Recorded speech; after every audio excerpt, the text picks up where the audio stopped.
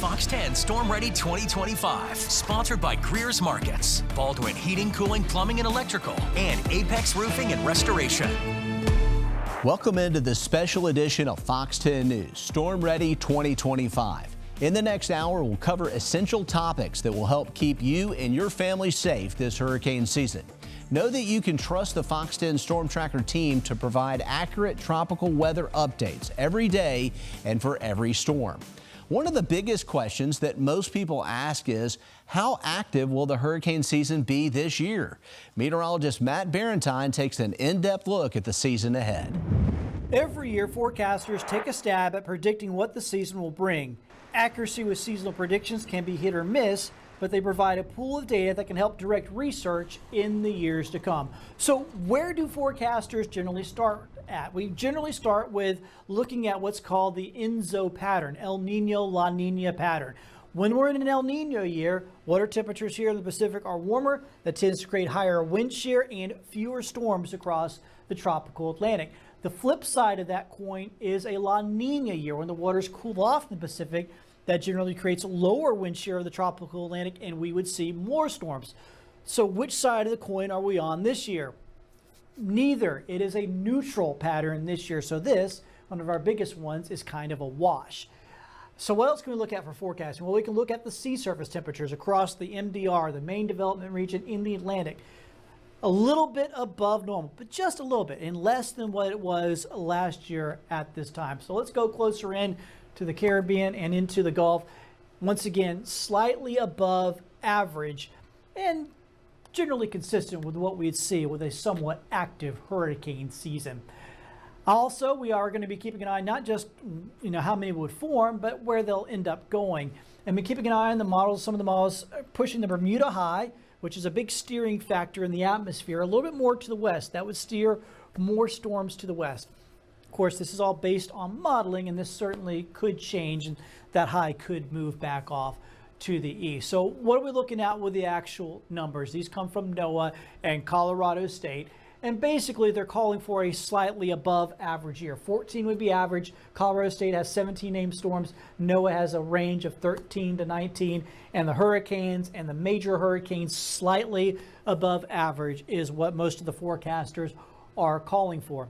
These are the hurricane names of the season here for 2025. We'll start off with Andrea, go to Barry and Chantel, through Dexter. We get to Humberto, we got Olga, we got Sebastian, Tanya. Hopefully we don't make it all the way down the list here. There's 21 names on the main list. Of course, there'll be a supplemental list if needed. Hopefully that won't be needed, but of course, right here at Fox 10, we'll be tracking it all the way through. And I'm still here with meteorologist Matt Barentine. And Matt, everybody likes to rank things on a scale of 1 to 5, and that's one of the good things about the Saffir-Simpson scale. It gives us something to hold on to, but there are also some limitations. Yeah, there definitely are. I mean, we go category 1 through 5, it's all based on those wind speeds, but we've seen with each storm they can be very unique. Some storms like a Katrina can bring a lot of storm surge. Other storms like an Ivan can have tornadoes that do deadly damage hundreds of miles away. Other storms like Sally move incredibly slow, and that creates its own issues. Yeah, we see slow moving storms can amplify the issues, and also the size of the storm can have a big impact. Let's look at some of the tracks of some of the storms that have hit the Gulf Coast over the years. Yeah, so we're going to see all these different storms that have crisscrossed our area over the years, and the tracks that they take are critical for us in forecasting, because each track is going to produce a different level of impacts in our area. Yeah, like Hurricane Opal, for example, it was more of a panhandle situation, but we got the easy side of the storm, the left side of the storm, the west side of the storm, not as strong. You take other storms like Hurricane Frederick hit Mobile right on the nose in 1979. And then you got storms like Zeta, which technically didn't even go directly through our area, but still did damage because it had a lot of wind speed and a lot of forward momentum. It's no question that each storm is unique, and we always focus on the potential impacts no matter what the category says. And while wind can create a lot of damage, storm surge can be even more deadly. Meteorologist Nicholas Herboso has more. Hide from the wind and run from the water. It's a familiar phrase during hurricane season. And along the Gulf Coast, storm surge is one of the deadliest threats we face. Storm surge happens when strong hurricane winds blow across the ocean or Gulf, forcing water to pile up and push inland. That rising wall of water can flood entire communities, often before the worst of the wind even arrives. For a more technical definition, storm surge is the abnormal rise in water level generated by a storm over and above the predicted astronomical tide.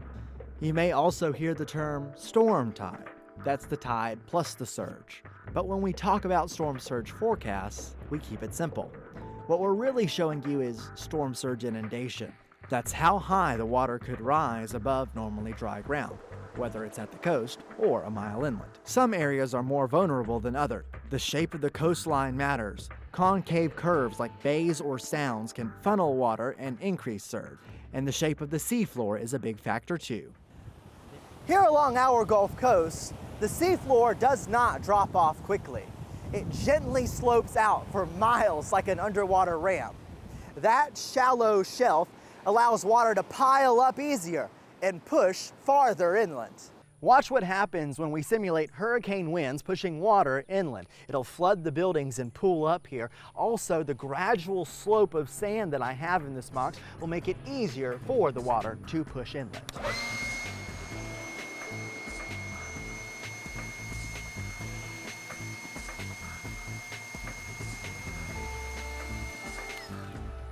And there you have it. That's storm surge. And it's not only the wind that's a factor, it's also the size of the storm, the approach angle of the storm, the forward speed of the storm, and the shape of the coastline has a big impact too. With all of these factors, it's critical to stay aware of surge alerts and use surge forecast maps to understand the threat to your neighborhood. At Fox 10, we use two key tools to help explain what's coming. First, the peak storm surge graphic shows how high the water could get right here at the immediate coast. The potential storm surge flooding map does go a bit deeper.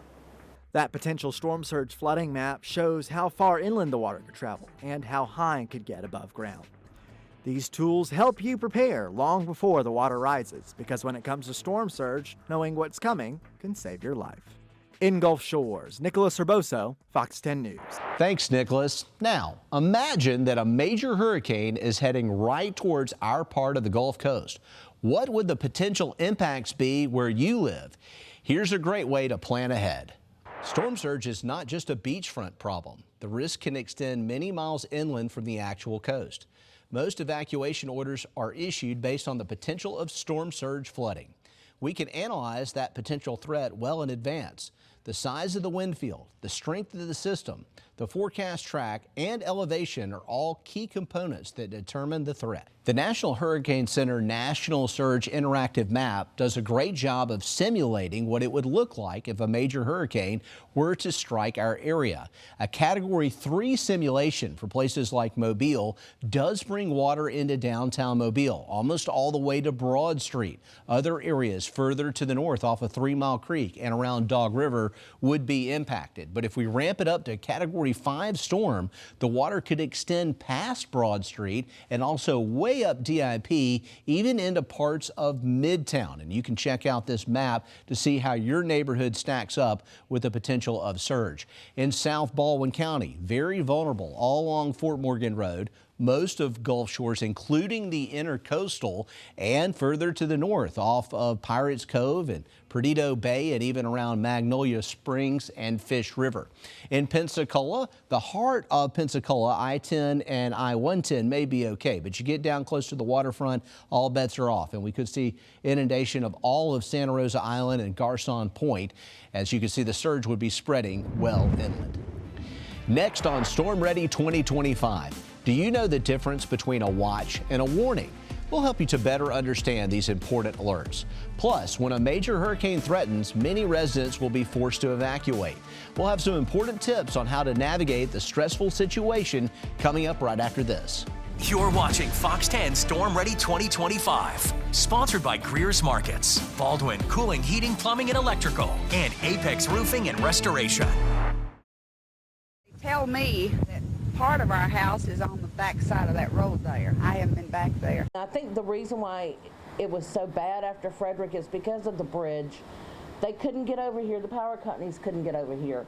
We were running on generator power, and I don't think we got power until Easter weekend following Frederick in '79. We got it Easter weekend in 1980. Welcome back to Fox 10 Storm Ready 2025, sponsored by Greer's Markets, Baldwin Cooling, Heating, Plumbing, and Electrical, and Apex Roofing and Restoration.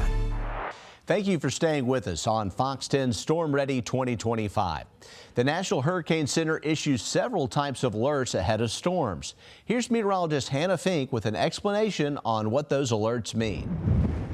As we enter peak hurricane season, it's important to stay informed about the various tropical watches and warnings that can be issued. Let's break down what each one means and what you should be prepared for.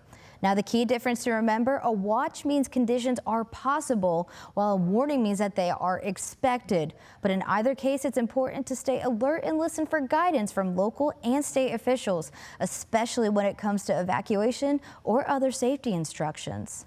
A storm surge watch means life-threatening flooding is possible, typically within a 48-hour time period. A storm surge warning means life-threatening flooding is expected, usually within 36 hours. If you're in a storm surge-prone area, take these alerts seriously and follow all evacuation orders from local officials. A tropical storm watch means conditions are possible within the next 48 hours. This is a time to start preparing your home and checking your emergency kit. A tropical storm warning means those conditions are expected within 36 hours. That's when it's time to take action. Listen for official information and be ready to take shelter if needed. A hurricane watch means hurricane conditions are possible within 48 hours. This is a time to prepare your home, secure loose outdoor items, and check your emergency kit. A hurricane warning means that conditions are expected within 36 hours, and that's when you need to take action. Shelter in place and be ready to evacuate if ordered by officials. Finally, one of the things that you can do right now is download the FOX10 Weather app to make sure you receive alerts. Now go into settings and ensure the FOX10 alerts are turned on, and then also go into weather notification types and make sure tropical specifically is on. Being informed is being prepared, so take time now to get ready, stay alert, and stay storm ready. You don't have to wait for alerts to be ready. Here's some great ways to stay informed this hurricane season. Download our free Fox 10 Weather app. You'll find daily updates on the tropics, plus specific stories and videos as the season becomes more active. Also, watch Fox 10 News every day for updates on active storms and potential systems that may form. We will provide accurate updates and forecasts. Make sure to avoid shared posts on social media from different model runs. Be aware that these forecasts may be dated and from unreliable sources. Don't fall for the clickbait trap. Always focus on the potential impacts of a system when you're making preparations, regardless of the storm's category on the Saffir-Simpson scale. Staying informed is critical, but so is knowing when and where to go if a storm threatens. This year, Mobile County has made a small change to its evacuation zones that could affect when some residents are asked to leave. Here's what's new. Mobile County has made a small but important change to its hurricane evacuation zones this year. The adjustment affects about 12,000 households across parts of Theodore, Irvington, and Grand Bay. Previously, everything south of Interstate 10 was Zone 1. That's the highest priority for evacuation. This change reassigns a narrow stretch north of US 90 and south of I-10. They go from Zone 1 to Zone 3. The decision was based on past storms. Officials say that areas north of US 90 typically don't experience the same impact as communities closer to the coast. That's generally higher areas. We don't have issues out there with storm surge, and mostly we don't have a lot of flooding issues out there. So Zone 3 is generally a zone people can evacuate to, and then Zone 4 is everything north of 98 and west of 43. So that's another area that we generally don't have any issues, and it's a safe place to go. Mobile County has several tools to help you prepare. On their website, the Know Your Zone feature lets you enter your address and instantly find out what zone you're in, any active evacuation orders, and more. It also gives you other data, like if we start doing things like opening shelters, it'll give you the areas, the shelters that are open within those zones. It'll also, when we get post-storm, if we open points of distribution where we're giving out water, food, tarps, or anything that's needed, all of that will be in there. This information is also available on the Mobile County EMA app. It gives you direct and quick access to information relevant to your specific location. You can find the MCEMA app and our Fox 10 Weather app on the Apple App Store or the Google Play Store. It's things like this you need to be aware of ahead of hurricane season. Make sure you know your zone before a storm threatens. In Mobile County, Nicholas Urboso, Fox 10 News. Thanks, Nicholas. Here's some tips if you do have to evacuate. Find out what evacuation zone you live in. Many coastal areas and areas that are low in elevation may be ordered to leave. Ready your to-go bag with medicine and supplies. Pack phone chargers and fill up or charge your vehicle. Determine sheltering options and destinations, and make sure you have a plan for your pets. Follow evacuation orders if given. Go ahead and map out your route and use your cell phone navigation to avoid the slow-moving roadways.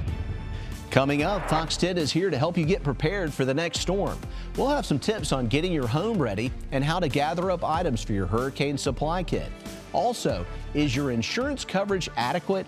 This is an important question that we will address to help you get ready. Storm Ready 2025 continues after this. You're watching Fox 10 Storm Ready 2025, sponsored by Greer's Markets, Baldwin Cooling, Heating, Plumbing, and Electrical, and Apex Roofing and Restoration.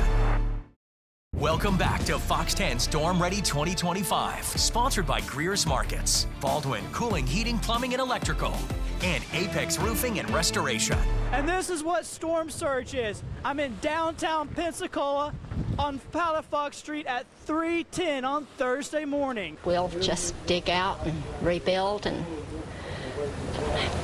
you don't have a choice. Everything we have is here, and it's just a mess. Welcome back into Storm Ready 2025. You may be wondering, how can you get your house ready for a hurricane? The best time to prepare your home for a tropical system is well ahead of a storm. You can cut plywood or other materials in advance that will fit around your windows and doors. Don't tape your windows. This does nothing to protect them, and it leaves a sticky residue to clean up after the storm. Keep your trees and bushes trimmed around the house, especially around the roof and fascia. Repair any leaks or broken shingles on the roof. Wind-driven rain can penetrate the walls and cracks and crevices. You can seal and caulk any of the gaps. Once a storm approaches, you can board up those windows with pre-cut panels. Put up any loose items like lawn furniture or decorations.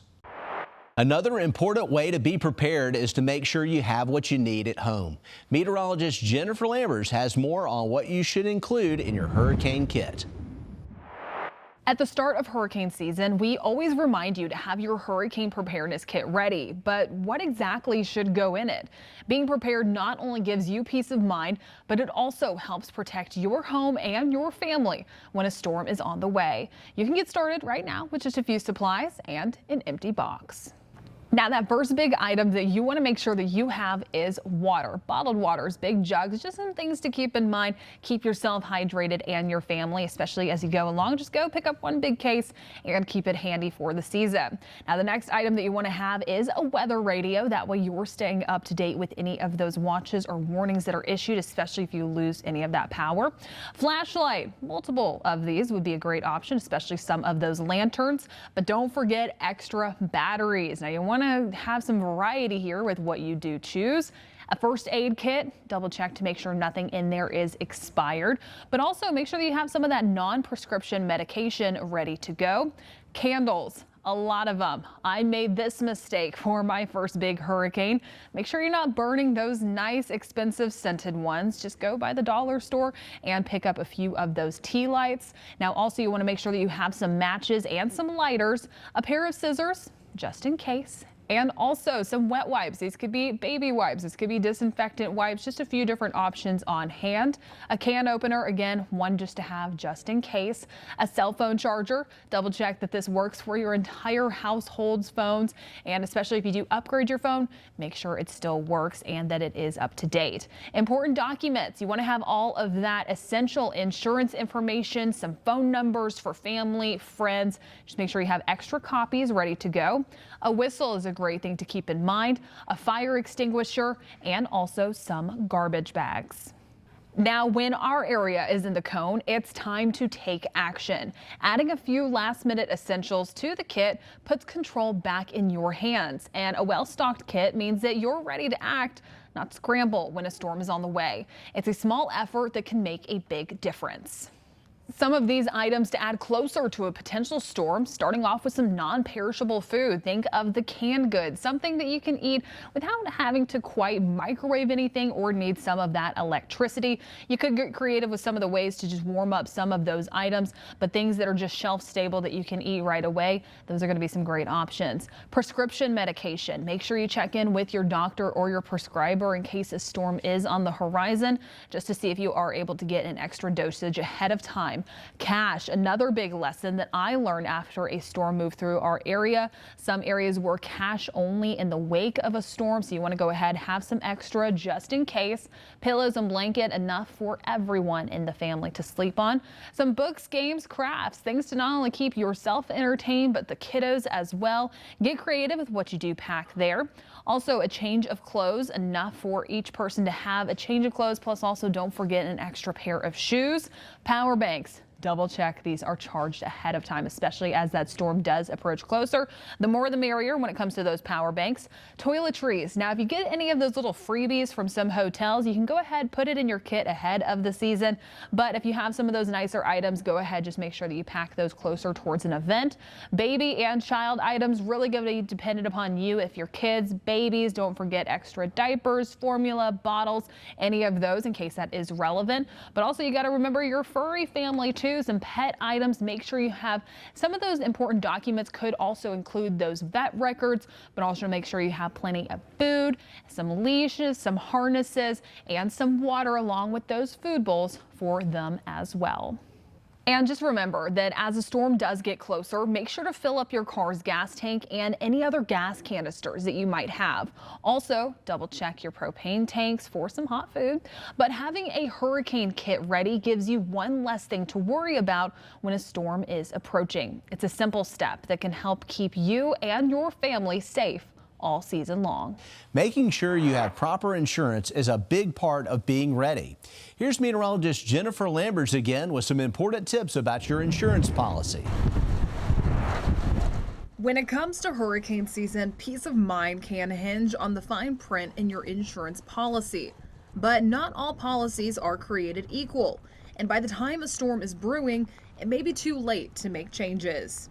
As soon as y'all start talking about the potential and the warnings start coming out, we get awfully popular. But the unfortunate thing is we can't do anything at that point in time. And at that point, unfortunately, you've got what you've got at that time. The time to review your policy is now. Now, one big thing to check is how your policy is structured. Do you have replacement cost or actual cash value? The difference is replacement cost.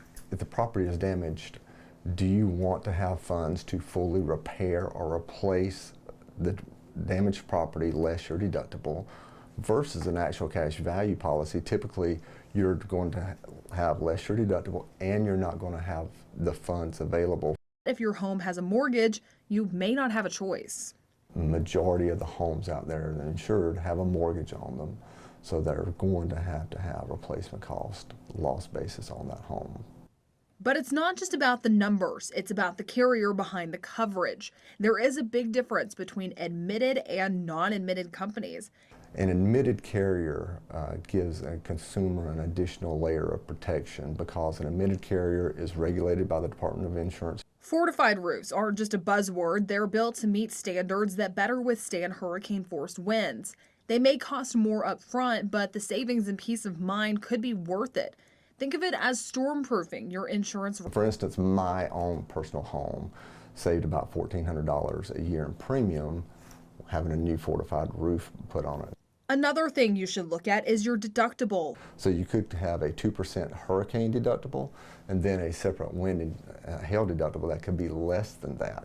But that checklist of coverages section in the deductibles will itemize out that.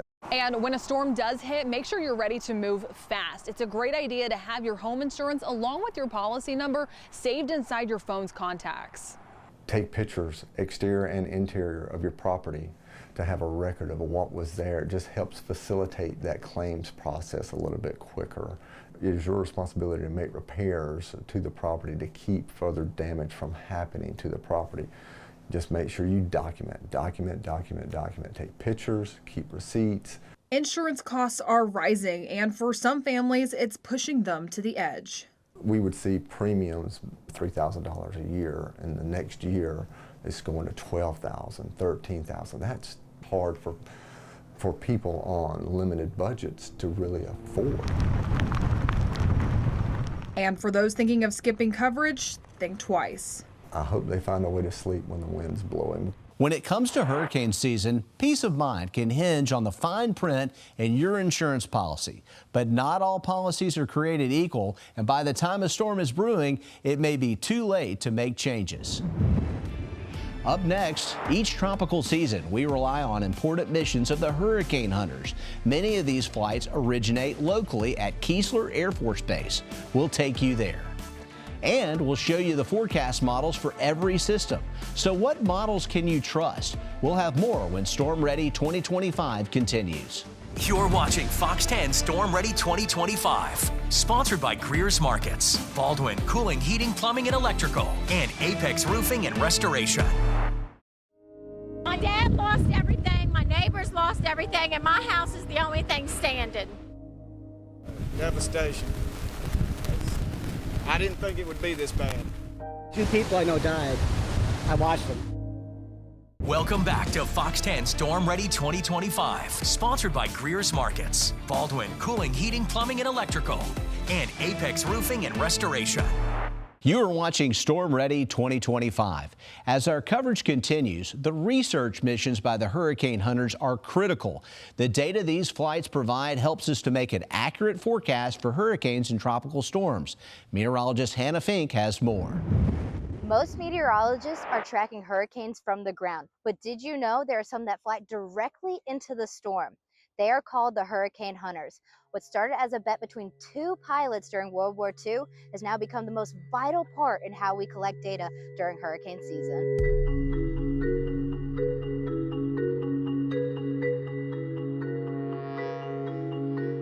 Based out of Keesler Air Force Base in Biloxi, Mississippi, the Hurricane Hunters are part of the 53rd Weather Reconnaissance Squadron. They're the only unit in the world that flies directly into tropical weather, collecting vital data for the National Hurricane Center in Miami, Florida.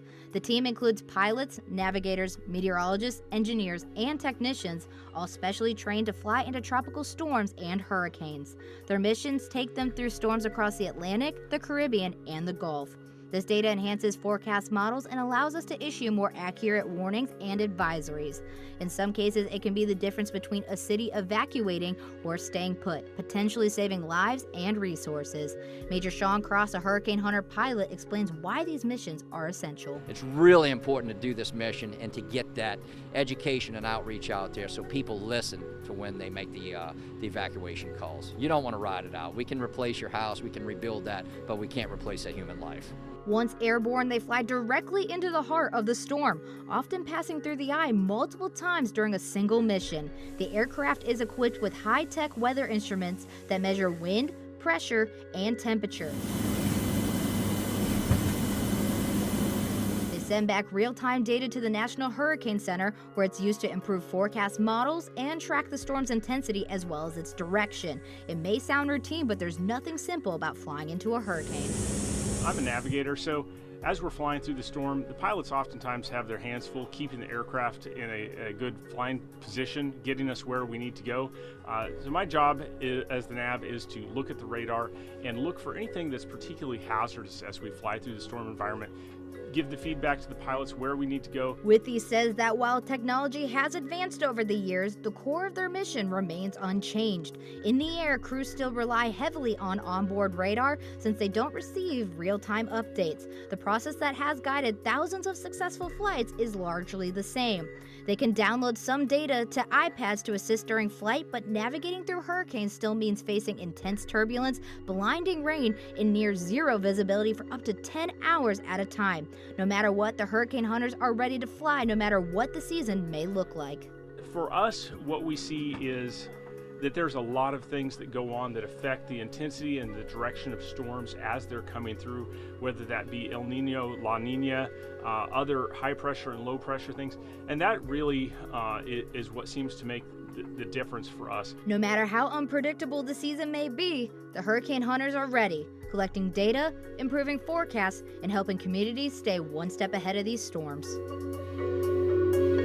As we see, the hurricane hunters don't just fly into storms. They also send back critical data that goes right into the computer models that we use to build our forecasts. And those computer models can be incredibly useful if you know how to read them.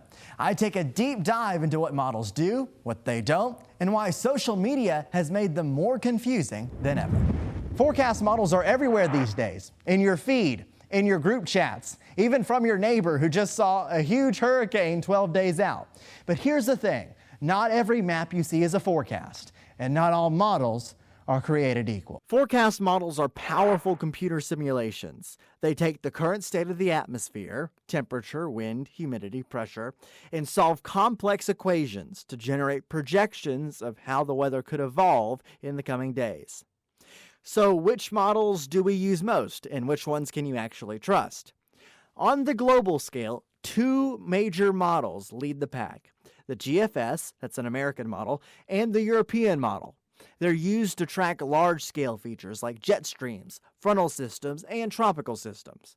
But even these models lose accuracy the farther out you go. Beyond 5 days, confidence starts to drop.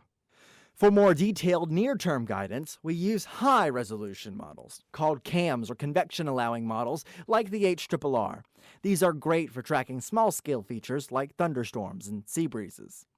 But to fully understand what's ahead and how confident we should be, we use ensembles. These take a single model and run it dozens of times with small variations. That gives us a range of possibilities and helps us understand the uncertainty. So which model can you trust? The truth is, not any one by itself. What matters is consistency, when multiple models and ensembles start to agree. That's when confidence in the forecast grows. Unfortunately, not everyone understands that. And raw model snapshots spread like wildfire on social media. It's a growing issue. Unverified counts posting dramatic model images 10 to 15 days out. No context, no explanation, just a scary picture.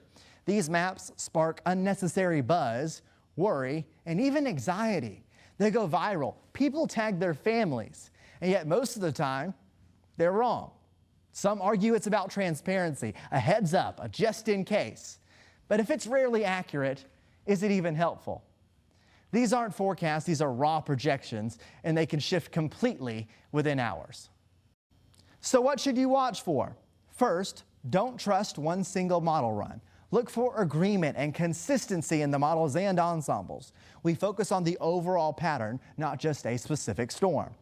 Second, be skeptical of anything beyond 5 days. The science just isn't there yet. And third, trust the official sources. The National Hurricane Center, FOX10, will explain what's real and what's just noise. Forecast models are an incredible tool, but they're not a crystal ball. At FOX10, we turn data into real insight so you're ready no matter what develops. In studio, Nicholas Herboso, Fox 10 News. It's our goal to bring you an accurate forecast on a variety of broadcast and digital platforms. Meteorologist Matt Barentine has some insight on how we put the forecast together. When it comes to forecasting tropical weather at Fox 10, it all starts right here, our weather system. We pour over the different models, we check the latest information from the National Hurricane Center, and the Fox 10 team of meteorologists communicate with each other so we stay on the same page. Once a tropical system takes shape, we go into alert mode. This is a critical stage when we get the information to you in a multitude of ways. We create short videos for the Fox 10 weather app. We also update social media. Our partnership with iHeartRadio also helps to get out critical information. And then there's the Fox 10 Gulf Stream, our streaming platform that you can find on most devices.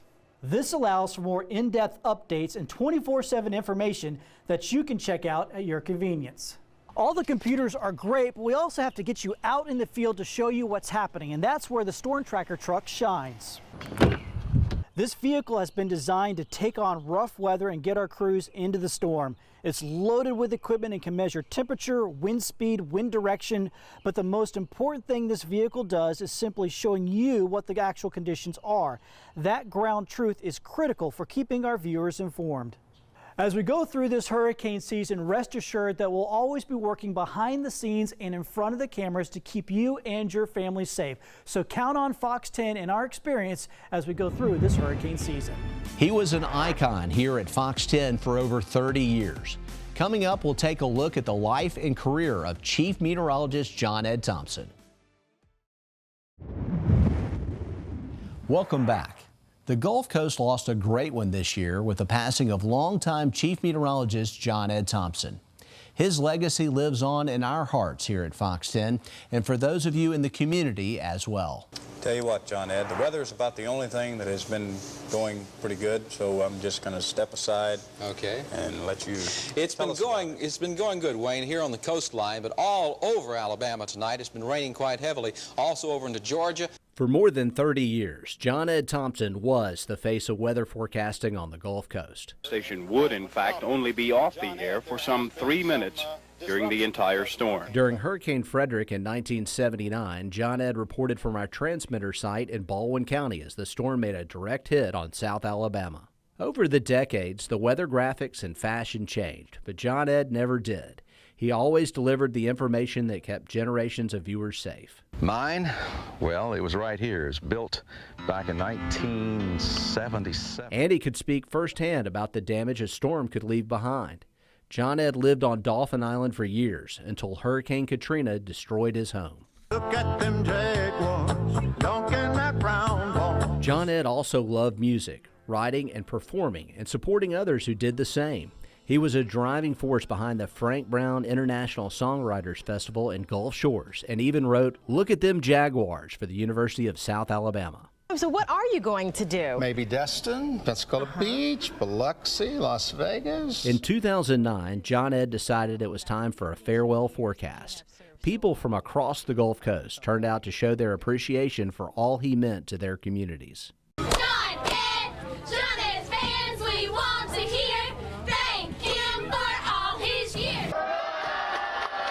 Here at Fox 10, John Ed will forever be remembered with the outdoor jet deck, a place to get out of the rain or take a moment to sit in the shade. Hey, Jason, if you use an artificial bait, will you catch an artificial fish? Whether it was on a fishing trip or in the STORMtracker Center, it was always fun to be around John Ed. It's that sense of fun and his dedication to family and friends and you that we'll remember the most.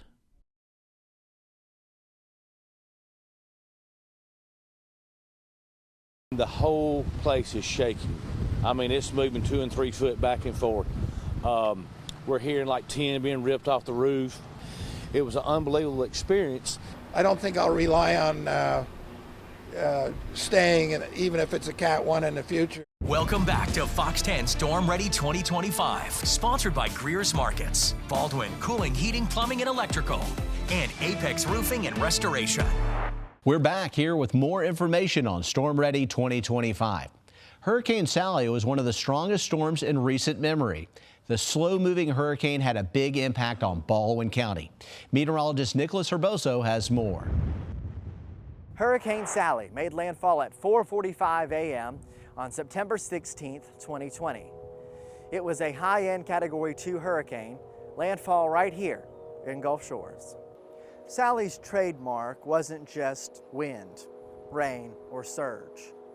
It was slow movement. At a walking pace, 3 to 5 miles per hour, it unleashed hours of destructive wind and flooding rain. For many of us, it's a night we'll never forget.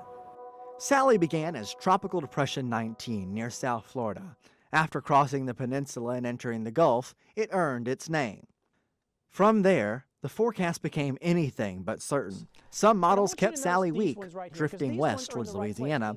Others predicted a stronger storm, turning sharply east. The official forecast cone adjusted dramatically within just 24 to 36 hours of landfall, suddenly putting Baldwin County and the western Florida panhandle in the crosshairs. I remember there was a very pivotal time on that Sunday prior to landfall when part of our area was moved just outside the forecast cone. I call that the lost day of preparation, because a lot of people kind of checked out after that. Sally also brought us challenges from an intensity standpoint. We did not foresee the rapid intensification right before landfall. It goes to show that intensification and the forecasting of intensity is something that we're still learning about. Sally defied expectations, undergoing not one, but 2 bursts of rapid intensification. By the morning of September 16th, it was a strong Category 2 hurricane, and it was still strengthening as it approached the coast. As the storm moved in, it unleashed damaging winds and torrential rain. Up to 30 inches fell over Baldwin County and the western Florida Panhandle. Rivers surged, roads washed out, and thousands of rescues were conducted. Wind gusts during the storm topped 100 miles per hour, tearing apart roofs and downing trees. In Baldwin County, entire orchards of pecan trees were lost, and in communities like Pensacola and Perdido Key, floodwaters swallowed neighborhoods. In the wake of Sally, officials and community leaders say the storm left behind more than damage.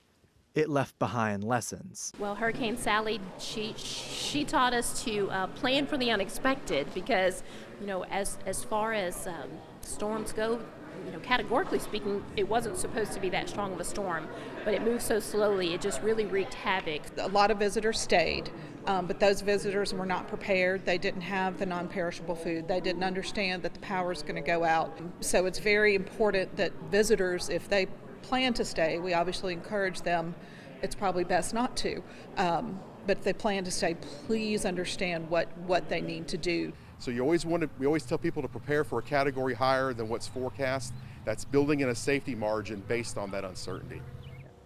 Hurricane Sally wasn't the strongest storm to strike the Gulf Coast, but it proved that a Category 2 can still have major impacts. 5 years later, our beaches are rebuilt, our homes are repaired, and our communities are even stronger. The memories haven't faded, and the lessons learned still shape how we prepare for the future. In Gulf Shores, Nicholas Herboso, Fox 10 News. This year marks 20 years since Hurricane Katrina made landfall, devastating the Gulf Coast. Most of the scars are gone, but the memories remain, especially on Dolphin Island. Sun shining and calm, blue surf, almost perfect beach weather on Dolphin Island. But the past is never far away. This year marks the 20th anniversary of Hurricane Katrina. Meteorologist Matt Barentine visited with longtime residents years after the devastating storm. Carol DeCambre said many hurricanes have hit the island, but Katrina stands out as one of the worst. We had stuff piled on the road out there, 10 or 12 foot high, all the beds and the couches and all that piled out there. DeCambre said the center of the island saw 2 feet of flooding, but the low west end feared the worst. This is a 3D map of homes before Hurricane Ivan. A 1-2 punch with Katrina in less than a year wiped out more than 400 houses and pushed the island backwards several hundred yards. My people have been here since in the 1800s, and they wouldn't think about putting a house on the west end because it changes so much. That sand moves and changes everything. Many of the current residents arrived after Katrina and have never been through a major storm on the island. DeCambre hopes when the next one comes, they'll listen. And if they don't, he's got advice. I hope you got a good Bible with you. You just don't know what one of them storms is going to hit you. What kind of pressure, what kind of water they're bringing up, what kind of wind they bring up. You don't know. Hurricane Katrina brought record surge and widespread devastation to the Gulf Coast. One thing we do know is that eventually another Katrina or Ivan or Camille will come along, and it's inevitable our area will face another major storm. Still ahead, our 2025 FOX10 STORMtracker Hurricane Guide has everything you need, from evacuation routes to storm tracking maps and even a QR code to learn about more life-saving info. Find out where to grab your free copy coming up. You're watching FOX10 Storm Ready 2025, sponsored by Greer's Markets, Baldwin Cooling, Heating, Plumbing, and Electrical, and Apex Roofing and Restoration. Welcome back to FOX10 Storm Ready 2025, sponsored by Greer's Markets, Baldwin Cooling, Heating, Plumbing, and Electrical, and Apex Roofing and Restoration. This hurricane season, one of the best tools you can have is our 2025 FOX10 STORMtracker Hurricane Guide. Inside, you'll find important information like evacuation routes, emergency contact numbers for your county, and a breakdown of the different storm categories, so you'll know what to expect at each level. There's also a storm tracking map to follow the systems alongside our STORMtracker team, and a QR code that will link you to an interactive guide with extra details to help you stay ahead of the storm. That guide includes supply checklists, safety tips, evacuation zones, and more. Everything you need to prepare for the tropics. You can pick up your free FOX10 Hurricane Guide at your local Greers or right here at the FOX10 Studios in Mobile. The FOX10 STORMtracker team has over 50 years of combined experience here at WALA. We track notable hurricanes like Ivan, Katrina, Michael, and Sally, and our commitment and dedication will help keep you and your family safe this tropical season. Thanks for joining us for Storm Ready 2025.